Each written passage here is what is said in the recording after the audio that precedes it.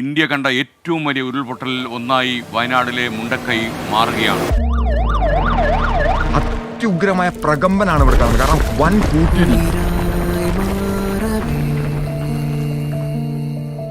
എന്റെ ഉമ്മ എല്ലാരും പോയി. ഉമ്മക്ക് എവിടെയുള്ളത് അവർക്ക് ഒലിച്ചു പോയി.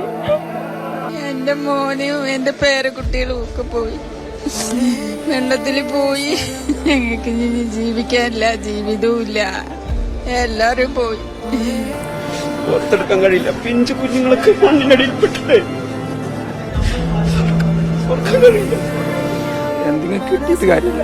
എന്റെ കുട്ടിയാണെന്ന് കണ്ടു മാത്രമേ ഞാൻ കൊണ്ടുപോകുള്ളൂ. അല്ലെങ്കിൽ ദൂരെ എവിടെയും പഠിക്കും, ദൂരെ എവിടേക്കും പഠിക്കാൻ പോയി വിചാരിക്കും. അല്ലാതെ കാര്യമില്ല.